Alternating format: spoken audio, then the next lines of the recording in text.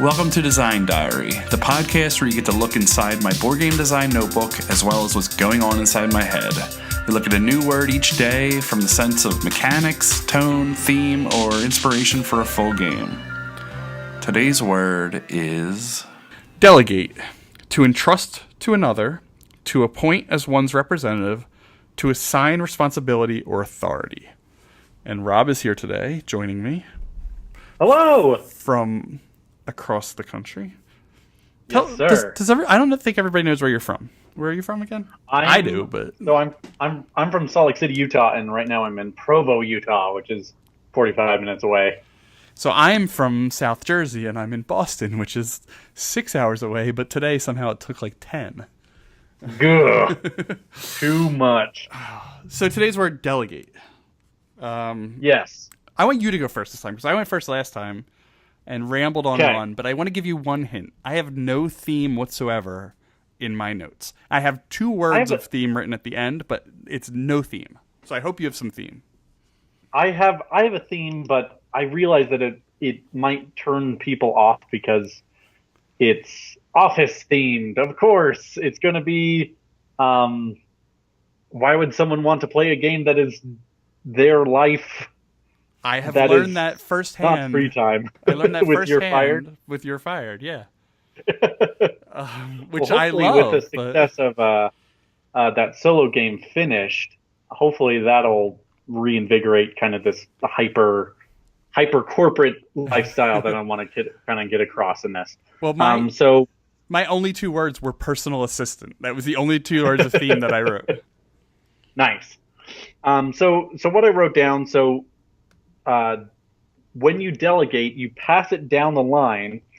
And I was thinking about what are you passing down? So it's actions.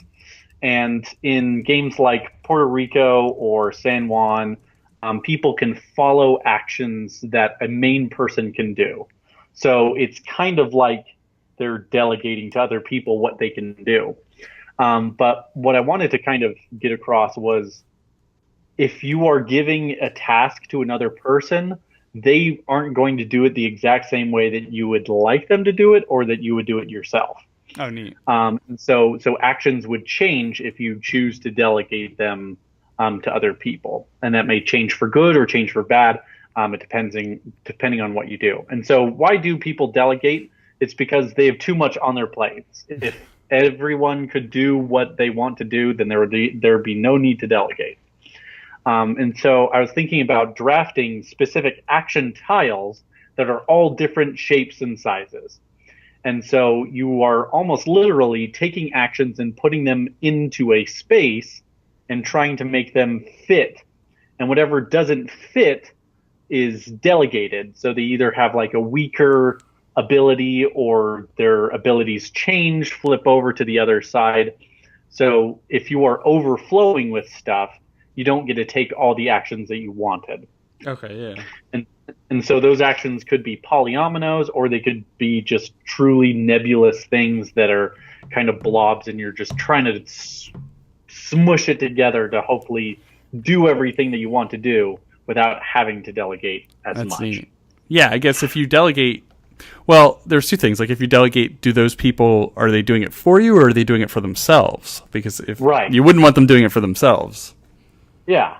And so I was trying to figure out why someone would choose to delegate if there is a reason for them to not do it themselves and have someone else do it.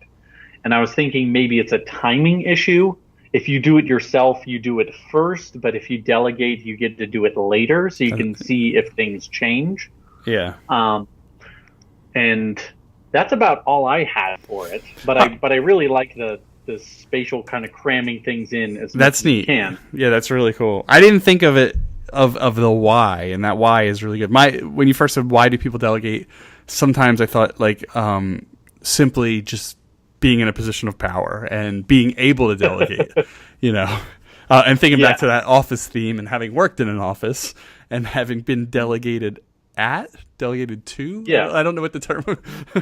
Yeah, that's a good point. Being the receiver of the delegated. Okay, so what I had was, and it was sort of along the same lines. I had on your turn, dictating another player's moves, and I was wondering if that's been done. So you mentioned like Puerto Rico, and even thinking like Tiny Epic Galaxies, or even our own Universal Rule, all have that follow action where you're not dictating anyone else's move, but you're allowing them to copy your move, and it's sort of dictating the move that they can take during your turn, essentially. But I was trying to think of something where on my turn I pick another player and I do their movement. And I'm sure that's been done in some fashion. But then I thought, going a little deeper, let's say each player has a single meeple per player. And on your turn, and I did this one of two ways, you manipulate a meeple in whatever it is. It could be a worker placement. It's probably a worker placement. But you manipulate a single meeple of any player, including yourself, and then flip it to its side, kind of Carcassonne farm style, to show that it's been manipulated or used. And I said, maybe you have to do one for every player, including yourself. So maybe they have each player's color, and they also have a number, and you're playing, ones or whatever. Okay. All right. So then you have to manipulate one of every player. So you're getting to do yourself, and you're kind of manipulating a little bit of everyone. And at the end of the round, after everything's been done, we resolve in some sort of order. So then I went into, and these all kind of hover around the same thing, but actions. Let's say there's 4 or 5 different actions in a game. Players they all have 4 or 5 actions in front of them, and we simultaneously choose an action and reveal it.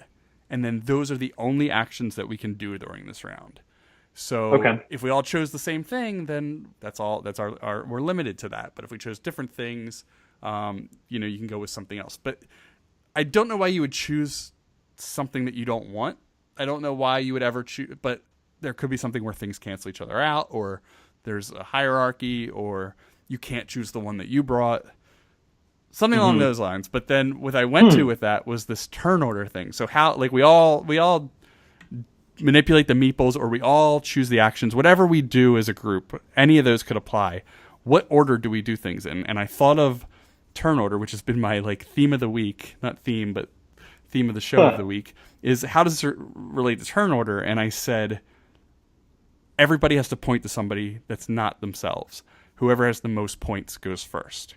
In the event of a tie, it goes back to the player that started the last round, or something along those lines. And what I thought was neat about that was everybody should point to the player to their right, so that they go, and then it goes to the next person, so they'd be next.